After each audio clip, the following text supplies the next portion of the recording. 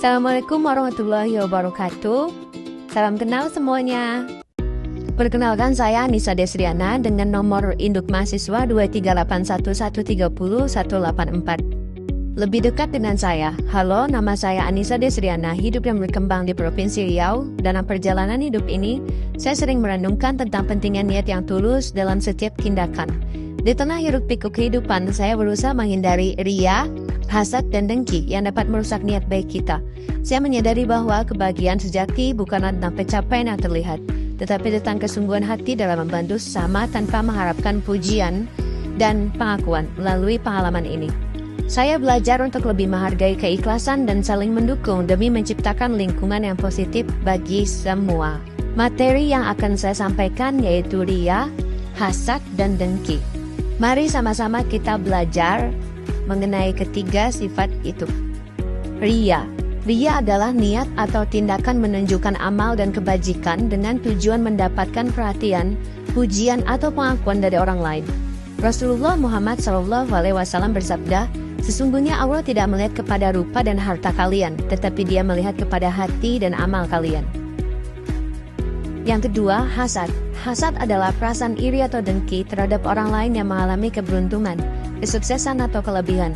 Rasulullah Muhammad SAW bersabda, "Jauhilah oleh kalian dari hasad, karena hasad itu memakan amal kebaikan seperti api memakan kayu bakar."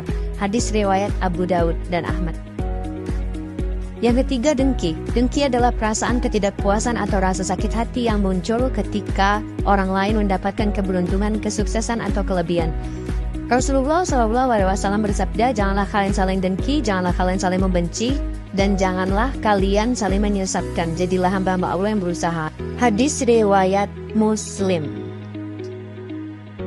Dampak negatif dan contoh nyata dalam kehidupan. Ria, dampak negatif.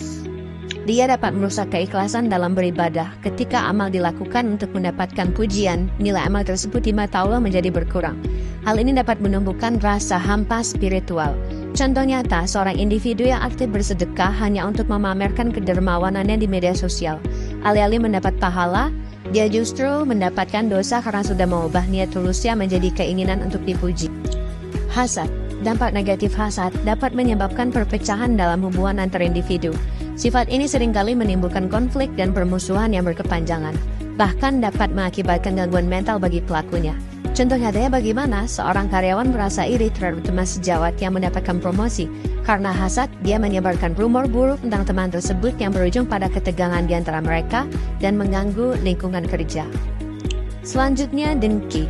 Dampak negatif dari dengki yaitu menghancurkan kebahagiaan diri sendiri, orang lain. Rasa ingin melihat orang lain gagal dapat mengganggu ketenangan jiwa dan mengarah pada tindakan yang merugikan.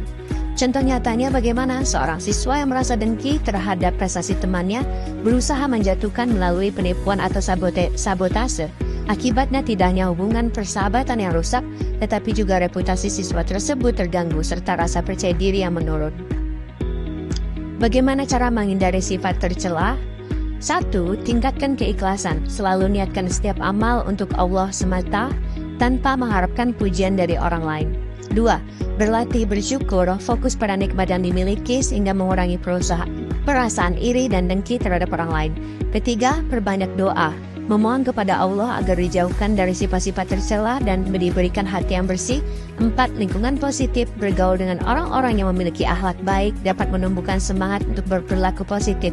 5. Refleksi diri, selalu introspeksi diri dan mengingatkan diri tentang pentingnya menjaga hati dari sifat tercela. Marilah kita merenungkan diri dan memperbaiki niat dalam setiap tindakan dengan menghindari sifat ria, hasad, dan dengki. Kita tidak hanya membangun hubungan yang harmonis dengan sesama, tetapi juga mendekatkan diri kepada Allah Subhanahu wa Ta'ala. Luangkan waktu untuk introspeksi, evaluasi niat dan tindakan kita, serta berkomitmen untuk selalu berbuat kebaikan dengan hati yang tulus. Semoga bisa semua diberikan kekuatan untuk menjadi pribadi yang lebih baik. Adakah pertanyaan dari semua penjelasan tentang 3 sifat tercela di atas? Sekian, terima kasih, dan wassalamualaikum warahmatullahi wabarakatuh.